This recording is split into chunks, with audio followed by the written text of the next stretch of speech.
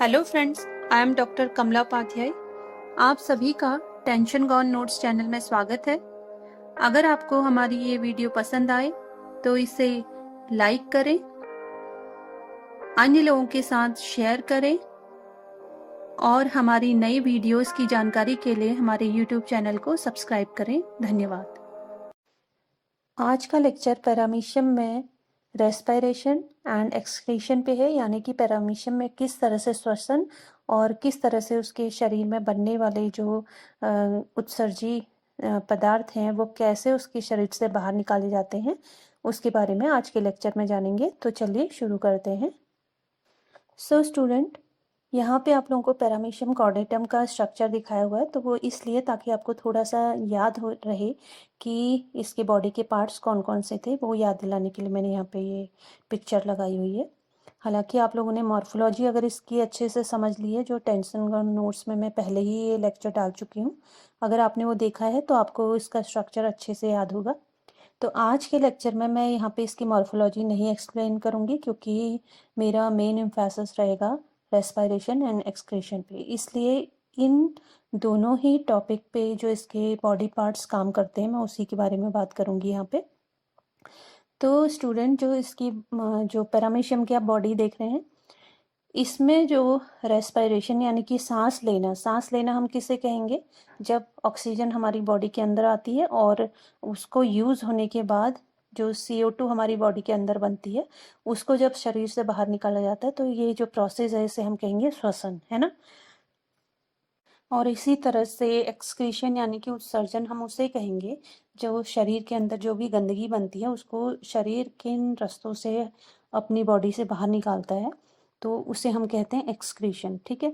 अब देखो, क्योंकि पैरामीशियम कॉर्डेटम एक बहुत ही सिंपलेस्ट टाइप एनिमल है, मैंने आपको पहले भी बताया है कि ये एक, समझिए कि एक सिंगल सेल जैसी होती है, वो कुछ वैसा ही है इसकी बॉडी। ओके। और इसमें जो मेन जो इसमें एनिमल लाइक जो कैरेक्टर्स हैं, जैसे ये डिवाइड हो सकता है या अपनी तरह के जो इसके कह सकते हो प्रोजेनी है, उसको ये जन्म दे सकता है।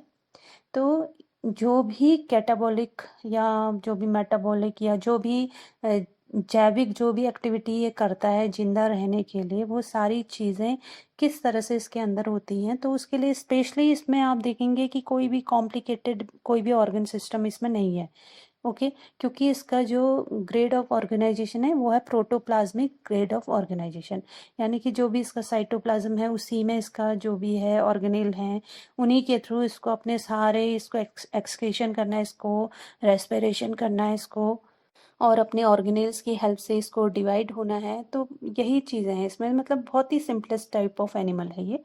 तो इस वजह से जो इसका श्वसन के लिए और एक्सक्रीशन के लिए इसमें कुछ इसके बॉडी पार्ट इसके लिए काम करते हैं। ओके। अब जैसे हम श्वसन के लिए बात करें यानी कि रेस्पिरेशन के लिए, तो इसकी जो पैलिकल है, देखिए नंबर 1 पे पैलिकल लिखा हुआ है, यानी कि ये बॉडी की जो पूरी ये कवरिंग है, ये एक तरह से समझिए कि जैसे प्लाज्मा मेम्ब्रेन होती है कुछ उसी तरह की ये मेम्ब्रेन है और सेमी परमिएबल मेम्ब्रेन है। ओके। तो इसी से बाहर से ऑक्सीजन डिफ्यूज होकर के इस लेयर से होके वो इसकी बॉडी के अंदर सीधे आ जाती है। ओके। और इसी तरह से कार्बन डाइऑक्साइड भी इसी लेयर से, इसी पेलिकल से होते हुए बाहर निकल आती है। तो एक तो ये रास्ता है इसके अंदर, समझिए कि श्वसन के लिए तो अंदर ऑक्सीजन जाने के लिए पेलिकल है, CO2 के लिए भी बाहर निकलने के लिए है। ओके। इसी तरह से आपको इसमें दो इसमें कॉन्ट्रेक्टाइल वैक्यूल दिखाई दे रहे हैं, देखो 2 पे ऊपर भी लिखा हुआ है एंटीरियर एंड पे, और पोस्टीरियर एंड की साइड ऊपर की ओर देखेंगे तो वहाँ पे भी लिखा हुआ है 2। तो ये पोस्टीरियर कॉन्ट्रेक्टाइल वैक्यूल और एंटीरियर कॉन्ट्रेक्टाइल वैक्यूल, इस तरह से दो इसमें ये कॉन्ट्रेक्टाइल वैक्यूल हैं, जिसकी हेल्प से इसमें ऑस्मो रेगुलेशन की प्रोसेस होती है, और उस दौरान इसकी बॉडी में जो ज़्यादा पानी होता है वो इसकी बॉडी से बाहर निकाला जाता है। ओके। तो जो साइटोप्लाज्म है उसमें भी कार्बन डाइऑक्साइड घुली हुई है, प्लस जो इसके नाइट्रोजिनस वेस्ट है वो भी उसमें घुला हुआ रहता है। तो वो गैसेस भी जो हैं, समझिए कि साइटोप्लाज्म से होते हुए वो पहुंचता है कॉन्ट्रेक्टाइल वैक्यूल में, और फिर कॉन्ट्रेक्टाइल वैक्यूल से पेलिकल के जरिए वो जो एक्सेस वाटर होता है वो बाहर फेंक दिया जाता है। तो इस तरह से जो भी नाइट्रोजनस वेस्ट या जो भी वेस्ट प्रोडक्ट हैं, गैसेस हैं, उसमें CO2 भी आ गई और अमोनिया भी आ गई, तो ये दोनों ही ये वहाँ से बाहर निकल जाती हैं। ओके, तो ये तो ऑस्मो रेगुलेशन के थ्रू यानी कि कॉन्ट्रैक्टाइल वैक्यूल के थ्रू बाहर निकल जा रही हैं।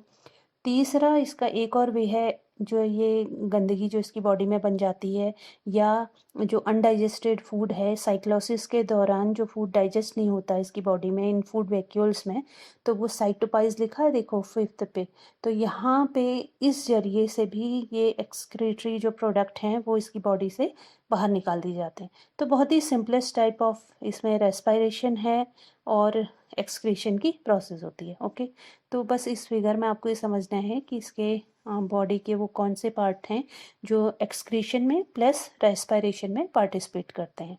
ओके, चलिए नेक्स्ट सेगमेंट की ओर बढ़ते हैं। चलिए पहले हम देखते हैं कि पैरामीशियम के अंदर रेस्पायरेशन की प्रोसेस कैसे होती है, यानी कि इसमें श्वसन क्रिया कैसे होती है। तो स्टूडेंट, जो पैरामीशियम है इसके पास कोई स्पेशल ऑर्गन सिस्टम तो है नहीं रेस्पायरेशन के लिए, जैसे हम लोगों के पास में हर काम करने के लिए हमारी बॉडी में अलग सिस्टम बना हुआ है ना। तो जैसे खाने के लिए, उसको पचाने के लिए हमारे पास डाइजेस्टिव सिस्टम है, और सांस लेने के लिए हमारे पास में जो जिसको आप रेस्पायरेटरी सिस्टम कहते हो वो है। इसी तरह से रिप्रोडक्शन के लिए रिप्रोडक्टिव सिस्टम है ना। एक्सक्रीशन के लिए एक्सक्रीटरी सिस्टम है। इसी तरह से सर्कुलेटरी सिस्टम है। बट ये तो बहुत ही सिंपलेस्ट टाइप यानी कि सिंगल सेल टाइप एनिमल है ना। तो इस वजह से इसके पास इस तरह का तो कोई एडवांस सिस्टम है नहीं। तो सिंपली जो इसमें जो कार्बन डाइऑक्साइड है या ऑक्सीजन है, ये इसकी बॉडी की जो सरफेस पे जो इसकी एक मेम्ब्रेन है, सेमी परमेबल मेम्ब्रेन है जो इसकी बॉडी की सरफेस पे, जिसे हम पेलिकल कह रहे हैं, उसके थ्रू ये दोनों ही गैसेस अंदर बाहर ये डिफ्यूज़ करती हैं। ओके, तो इस तरह से इसमें श्वसन क्रिया होती है। तो अगर हम ऑक्सीजन की बात करते हैं तो ऑक्सीजन भी इसी लेयर से होते हुए अंदर डिफ्यूज़ कर जाता है। अब देखो, डिफ्यूज़न का एक लॉ है या कह सकते हो एक प्रिंसिपल है। प्रिंसिपल ये है कि डिफ्यूज़न हमेशा गैसेस का हायर कंसंट्रेशन से लोअर कंसंट्रेशन की ओर होगा। ओके, तो क्योंकि इसकी बॉडी के अंदर ऑक्सीजन की मात्रा कम होगी और बाहर पानी में ऑक्सीजन की मात्रा बहुत ज़्यादा होती है, तो इस वजह से बाहर की ऑक्सीजन आसानी से इस पेलिकल से होते हुए इसकी बॉडी के अंदर आ जाती है। और यहाँ पे फिर वो उस ऑक्सीजन का यूज़ इसकी बॉडी के डिफरेंट जो भी इसके जैविक जो भी इसके कार्य हैं इसकी बॉडी के अंदर के, उसके लिए होता है। जैसे कार्बोहाइड्रेट, फैट या प्रोटीन का जो ऑक्सीडेशन होना है, तो उनको सिंपलर कंपाउंड में तोड़ने के लिए, ताकि इसकी बॉडी उसको आसानी से यूज़ कर सके, तो अलग अलग उसमें या ATP प्रोडक्शन में या मतलब इन सब में इस ऑक्सीजन का यूज़ होगा। ओके, तो इस तरह से इसकी बॉडी में ऑक्सीजन आएगी बाहर से अंदर की ओर, आपको ये याद रखना है। चलिए आगे बढ़ते हैं। सो स्टूडेंट, ऑक्सीजन एक और वे से इसकी बॉडी के अंदर पहुंचती है, वो है एंडोस्मोसिस। जब पानी इसकी बॉडी के अंदर एंटर करता है, ओके, ऑस्मो रेगुलेशन के दौरान, और उस टाइम पे भी इसकी बॉडी में पानी के एंटर करने के साथ ही डिजॉल्व ऑक्सीजन उस पानी के साथ इसकी बॉडी के अंदर पहुंच जाती है। ओके, फिर इस ऑक्सीजन का यूज़ होता है डिफरेंट मेटाबॉलिक रिएक्शन में या मेटाबॉलिक एक्टिविटीज़ में, उस ऑक्सीजन का यूज़ होता है। और उसके बाद जो उसका जो वेस्ट बनेगा, मेटाबॉलिक वेस्ट, वो कार्बन डाइऑक्साइड एंड अमोनिया के फॉर्म में होता है। तो ये दोनों ही जो है इसकी जो पेलिकल है उससे डिफ्यूज़ होकर के इसकी बॉडी से बाहर पहुंच जाती है। ओके, अगेन फिर यहाँ पे वही प्रिंसिपल काम करेगा, क्योंकि डिफ्यूज़न का, क्योंकि बॉडी के अंदर कार्बन डाइऑक्साइड और अमोनिया का कंसंट्रेशन ज़्यादा रहेगा बाहर की तुलना में। ओके, तो इस वजह से कार्बन डाइऑक्साइड और अमोनिया इसकी बॉडी से बाहर पेलिकल से आसानी से डिफ्यूज़ होके बाहर एटमॉस्फेयर में पहुंच जाती है। तो इस तरह से ऑक्सीजन इसकी बॉडी से बाहर पहुंच जाएगी और अमोनिया भी। ठीक है, तो इस तरह से इसकी श्वसन क्रिया होती है। इसके अलावा जो ये कार्बन डाइऑक्साइड है, इसका एलिमिनेशन इसकी बॉडी में कॉन्ट्रैक्टाइल वैक्यूल के थ्रू भी होता है, जब ऑस्मो रेगुलेशन की प्रोसेस होती है इसकी बॉडी के अंदर। तो वो मैंने आप लोगों को ऑस्मो रेगुलेशन बहुत ही अच्छी तरह से एक अलग लेक्चर में आपको समझाया हुआ है, तो आप उसको एक बार, इसे समझने के पहले आप एक बार ऑस्मो रेगुलेशन वहाँ पे अच्छे से समझ लीजिए, और उस प्रोसेस को भी आप यहाँ पे डाल सकते हैं एग्जाम में।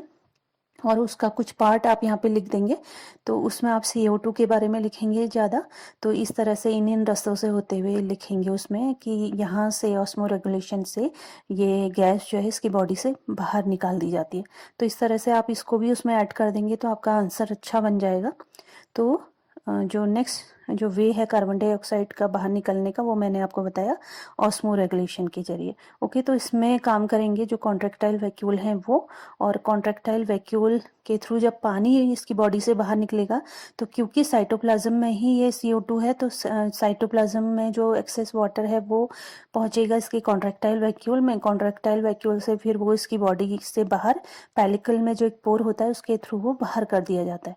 ठीक है, तो इस तरह से CO2 इस रास्ते भी इसकी बॉडी से रिमूव होती है। इस फ्लो चार्ट में आपको यहाँ पे ऑस्मो रेगुलेशन की प्रोसेस दिखाई गई है कि किस तरह से पैरामीशियम में ये प्रोसेस होती है, और इस दौरान किस तरह से ऑक्सीजन की एंट्री इसकी बॉडी के अंदर होगी, और ऑस्मो रेगुलेशन के दौरान कॉन्ट्रैक्टाइल वैक्यूल के थ्रू किस तरह से जो बनी हुई जो वेस्ट मैटर है इसके बॉडी के अंदर, यानी कि जो गैसेस हैं, वेस्ट गैसेस जैसे CO2 एंड अमोनिया, ये इसकी बॉडी से किस तरह से बाहर कर दी जाती हैं इस प्रोसेस के दौरान। तो चलिए इसको समझ लेते हैं। तो सबसे पहले आप ऊपर स्टार्टिंग में देखेंगे, वहाँ पे लिखा हुआ DO, यानी कि DO means dissolve oxygen in outside water लिखा हुआ है। ठीक है, तो ये जो डिजॉल्व ऑक्सीजन है ये पैरामीशियम की बॉडी के अंदर एंटर करेगी इस पानी के साथ में एंडोस्मोसिस, और दूसरा जो ये इंजेस्टेड फूड है, यानी कि जो खाना ये अपनी बॉडी के अंदर लेगा उसके थ्रू ये बाहर का पानी इसकी बॉडी के अंदर पहुंचता है। तो पानी के अंदर पहुंचने का मतलब है कि उसके साथ में ऑक्सीजन भी पहुंचेगी। ओके, उसके बाद आगे थर्ड पे लिखा हुआ है, देखिए, वाटर एक्यूमुलेटेड इन साइटोप्लाज्म, यानी कि ये जो ऑक्सीजन वाला जो पानी है वो इसकी बॉडी के अंदर साइटोप्लाज्म में जाके मिल जाएगा। ओके, फिर यहाँ पे ये ऑक्सीजन डिफरेंट इसके ऑक्सीडेटिव जो एक्टिविटीज़ हैं उसमें ये यूज़ होगी। ओके, और उसके बाद वहाँ पे बनेंगी जो मेटाबॉलिक वेस्ट है, कार्बन डाइऑक्साइड एंड अमोनिया, यानी कि नाइट्रोजनस वेस्ट बनते हैं इसकी बॉडी के अंदर। ओके, फिर ये साइटोप्लाज्म इस जो ये गंदगी है इसकी बॉडी में जो, या एक्सेस वाटर समझ लीजिए, यहाँ पे एक्सेस वाटर के साथ में ये गैसेस भी होती हैं, इनको ये आगे थ्रो करेगा एंडोप्लाज्मिक रेटिकुलम के ट्यूब्यूल्स में। ओके, तो ये पानी वहाँ पहुँच जाएगा, तो उस पानी के जरिए कार्बन डाइऑक्साइड और अमोनिया भी एंडोप्लाज्मिक रेटिकुलम में पहुँच जाएगी। उसके बाद यहाँ से ये पानी फिर नेफ्रिडियल ट्यूब्यूल में पहुँचेगा, उसके बाद फीडर्स कैनाल, फिर रेडियल कैनाल, उसके बाद रेडियल कैनाल सिकुड़ेंगी, उसके सिकुड़ने से ये पानी पहुँच जाएगा कॉन्ट्रैक्टाइल वैक्यूल में। ठीक है, उस वैक्यूल के जब वो फैल जाएगा उसमें खूब, जब पानी काफ़ी इकट्ठा हो जाएगा उसके बाद फिर वो भी सिकुड़ता है, उसके सिकुड़ने से ये कॉन्ट्रैक्टाइल वैक्यूल का जो पानी है पेलिकल के पोर से होते हुए ये बाहर पहुंच जाता है। तो उसी पानी के साथ में ये कार्बन डाइऑक्साइड प्लस अमोनिया भी इसकी बॉडी के बाहर पहुंच जाती है। ओके, तो इस तरह से ऑस्मो रेगुलेशन की प्रोसेस के दौरान जो वेस्ट मैटर है या वेस्ट गैसेस है वो भी इसकी बॉडी से कॉन्ट्रैक्टाइल वैक्यूल के थ्रू बाहर कर दी जाती है। तो यहाँ पे ये प्रोसेस समझाई गई है। तो मैं यही आपको कह रही थी कि इसी तरह से जैसे मैंने आपको समझाया, तो आप इसको अपनी लैंग्वेज में इसको एक्सप्लेन करते हुए इसको आप लिख सकते हैं। ओके, उसके बाद ये फ्लो चार्ट बनाइए और इसके माध्यम से भी इसे समझा दीजिए। ओके, चलिए आगे बढ़ते हैं। इस सेगमेंट में आपको दिखाया गया है कि किस तरह से पैरामीशियम के अंदर रेस्पिरेशन एक्सक्रीशन होता है, और ये दोनों ही प्रोसेस डिफ्यूज़न, एंडोस्मोसिस और ऑस्मो रेगुलेशन की हेल्प से किस तरह से कंप्लीट होती है वो यहाँ पे आपको दिखाया गया है। तो सबसे पहले आप फिगर ए देखेंगे, इसमें जो दो ब्लैक एरो दिखाए गए हैं उस पर आप पहले देखेंगे। तो देखिए ऑक्सीजन को जो एरो के थ्रू दिखाया गया है कि वो इसकी बॉडी के अंदर एंटर कर रही है।